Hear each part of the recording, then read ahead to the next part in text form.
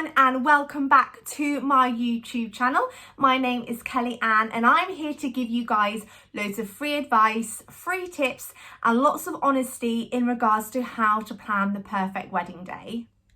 If you haven't already guys, please start subscribing and liking the videos that you see. Comment below if you've got any questions and I will respond to you. I've also got an Instagram account just below there, so start following me. I post up daily with loads of free tips and advice on how to plan the perfect wedding and sort of where to start. So check that out as well guys. So in this video, I really wanted to talk about evening parties, how to plan the perfect evening, how to keep all your guests entertained throughout the night, and how to get that real party atmosphere going. So I hope you have a pen and paper at the ready because there's a few pointers that I want to give you to really help. Okay, so let's talk about the evening food. My favourite thing to talk about, always the food, isn't it?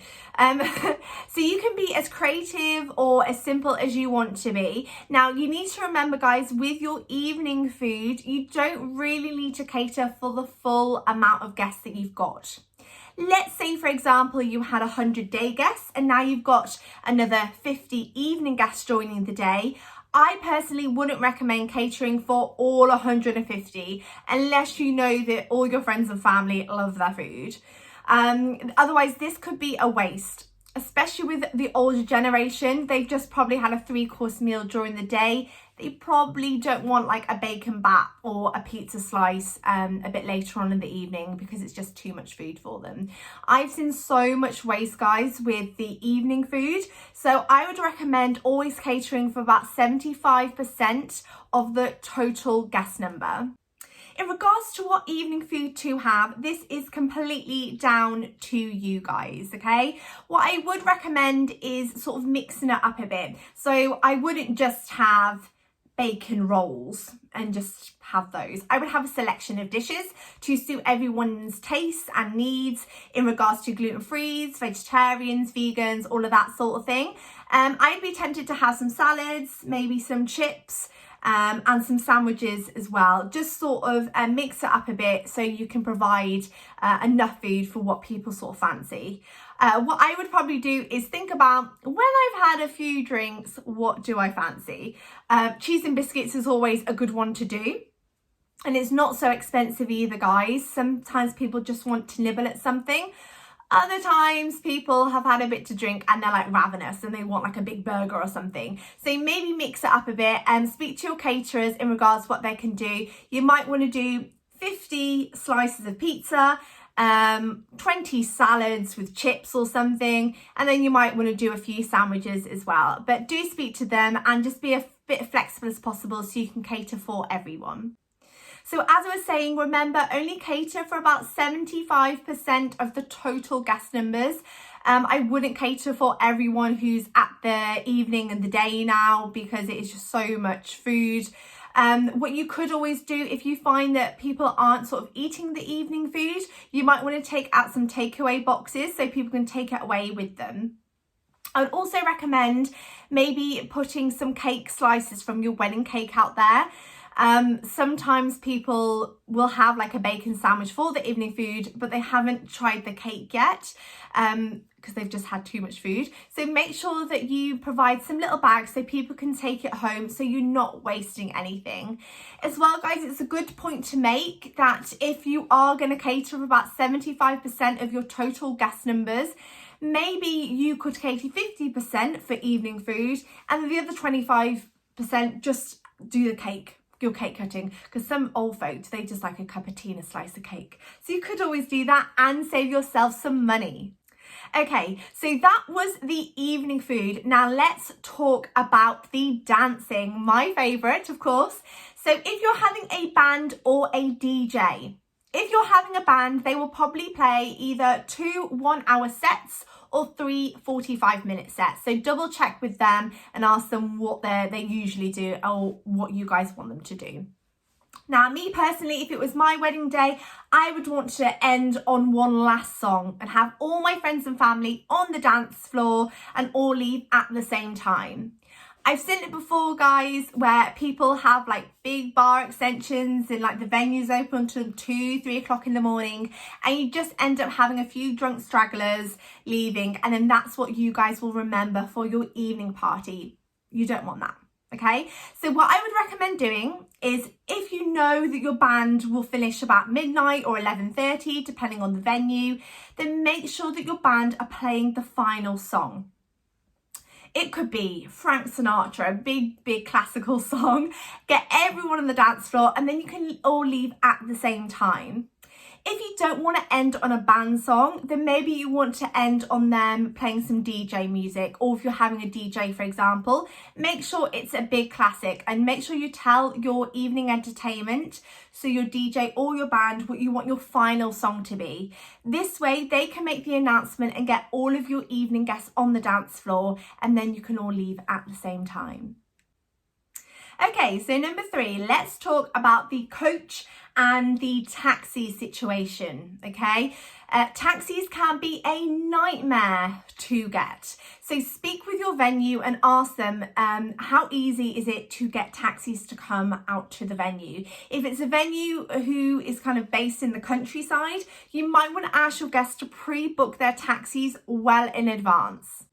This way, this will stop any sort of chaos towards the end of the wedding night. I'm sure you guys have been to events before where there is like a giant queue of people waiting for taxis, or they can't get hold of the taxi companies because it's like a Friday or a Saturday night and everyone's busy. And if the venue is a bit out in the sticks, it is going to be difficult to try and get a taxi. So I cannot stress enough to pre-book your taxis, guys, or cab share with people as well. Another thing that I would really recommend is look into minibuses or coaches. They are a great way to save any taxi queues or anyone missing their taxis because they're too drunk.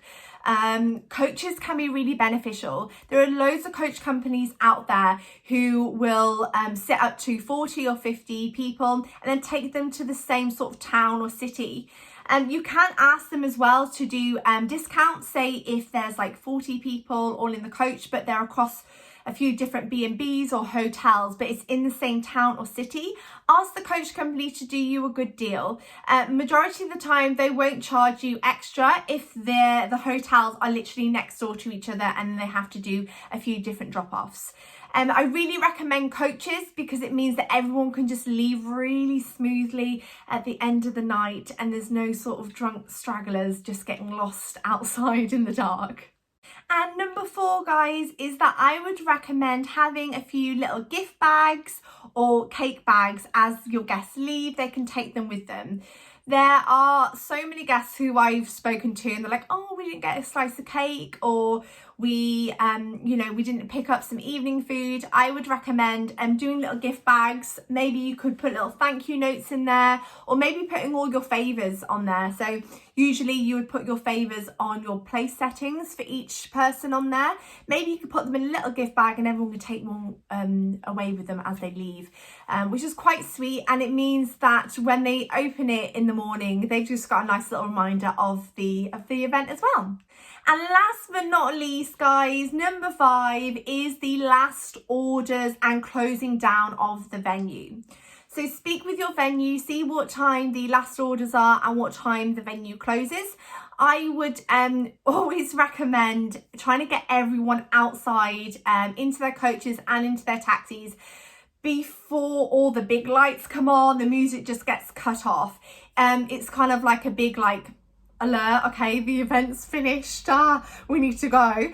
Do it in a really nice, smooth way. So maybe ask the band or the DJ to announce last orders at the bar so guests can start finishing off their drinks. Maybe ask the venue if they can start putting a few lights on gradually rather than just, putting them on all at once and be like, right, the venue's closed, you need to leave. I would do it gradually. So maybe 11:30, for example, if that's the cutoff time, then maybe start asking all the guests to start making their way to their taxis and coaches.